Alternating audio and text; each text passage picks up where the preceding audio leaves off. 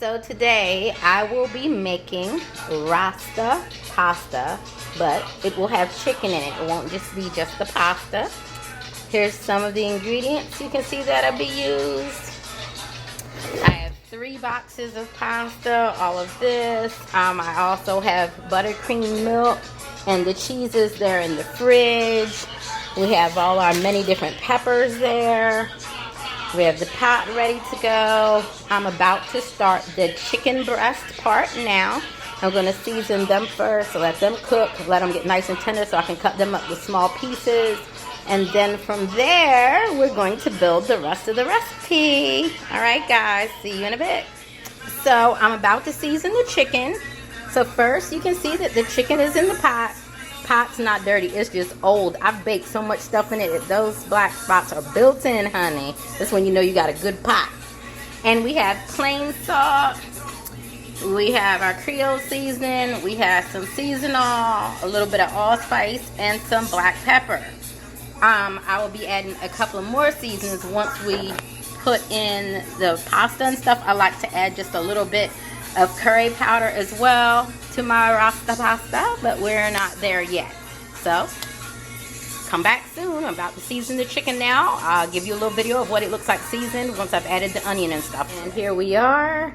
Now you can see the chicken. I put just a little bottle of water at the bottom so you can see that, so it can steep a little bit to help it get more tender. I'll probably leave this on for like an hour and a half, maybe 2 hours, cooking slow to make sure the meat's real tender and easy to slice. In the middle of the process though, probably like an hour or so in, I'm gonna come in and slice up the peppers and add it to the mix.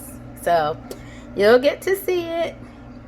It's gonna be awesome. This basically is gonna become the sauce pot. Then I'm gonna cook the rigatoni pasta in a different pot and then add it to it and mix it all up in the end for what is going to be a beautiful and tasty dish. All right, so this is the mixture, the pasta sauce. Meat is coming along. Still cooking it, pardon the steam. Trying not to ruin my phone here. That is seasoning. Of course, that'll get mixed into the sauce as well, and the chicken will be sliced down smaller. These are just big chicken fillets. And right now I'm about to chop up the peppers and add them to the mixture so that for the second half of this cooking till it's tender, the peppers can cook also. See you back soon. So here you have the mixture. Now what we're gonna do is add just a pinch more of the Creole seasoning just to the vegetables, because we don't want them to be bland, because you know they're going to produce water, which may take some of our seasoning out. And then we're also going to use just a tad more. Hold on, Gary, mess up my top here. I don't know why I always take the top off of stuff. We're going to take and put just a few sprinkles more of seasonal. I'm sorry. Yep, see my gloves? Always clean, making sure my hands are clean when I'm cooking for y'all. So just a little bit of that. You probably cannot see it, however. And now I'm going to stir this up before I add the butter, because some butter is going in. 1 second. And let's see, just that quickly. Don't you hate when you lose your stuff? 1 second.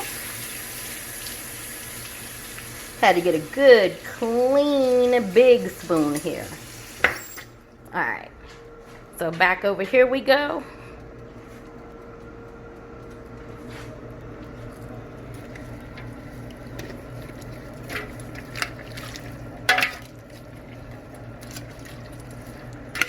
I'm sorry. Not showing y'all what I'm supposed to be showing y'all. So you're just gonna stir all this up. You know, like the chicken and the veggies and whatnot. You're gonna let them cook some more. Let those cook some more.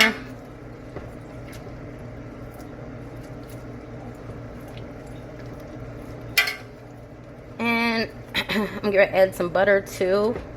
But you can kind of see what's going on in there. Of course, that chicken's not chopped up yet. It's not going in the sauce this big. All right, so I just want to show you the chicken real quick. I took it out of the pot that had the veggies. It's going to go back in there, but I'm about to slice it, but I just wanted to show you it. And it is like super, super tender.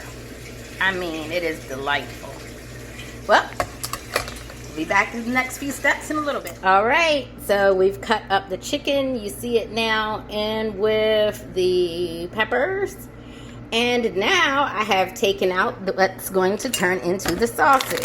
Now, normally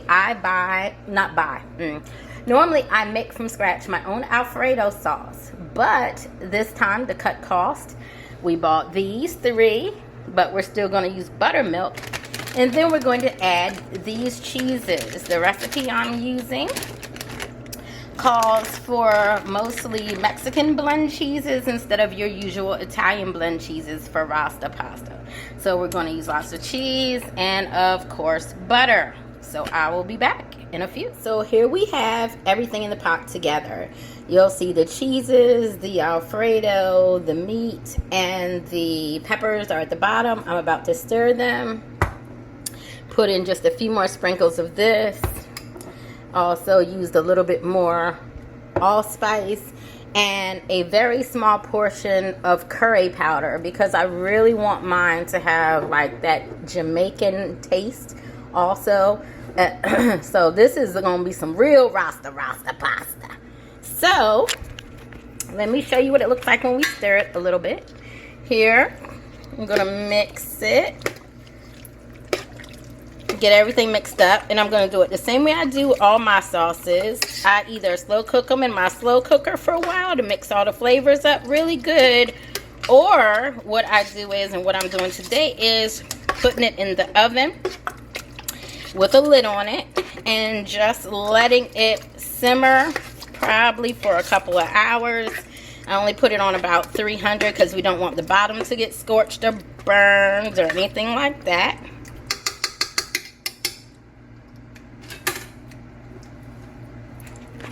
So there you have it. This is what's going to be the Rasta pasta sauce. See you guys in a bit. Okay, so it's been in the oven for a while. Look how pretty. The chicken. You got all the varying different colors of peppers in there. Now, I'm going to be mixing my pasta in once. My phone is acting loopy. Hold on.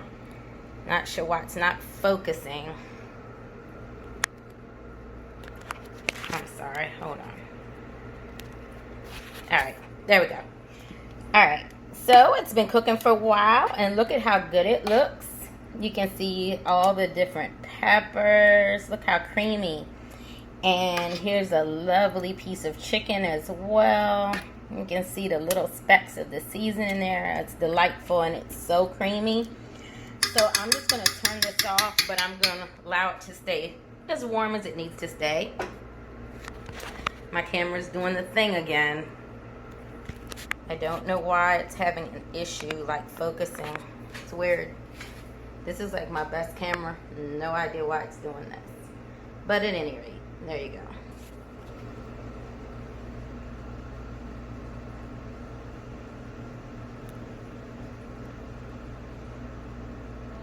Here you have it, the finished product. I'm sure it'll look better on plate than this because you'll be able to see more of the sauce, and it'll also be better once it cools off some and the sauce thickens, kind of like how lasagna or pie are.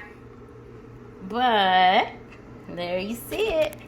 Yeah, I really wish I should have let it cool down some before I showed it to you, but I'm gonna try to bring this up just so you can see it.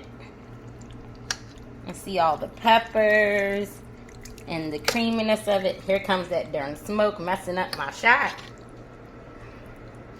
The steam. My phone does not appreciate the steam. But you get the gist. You can see all the colors.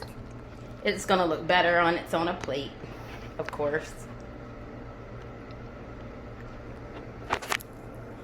We unfog my thing. Maybe that'll help. The steam is killing us. But you can see it a little bit. I'm going to take a pickle once it's on a plate, guys. All right.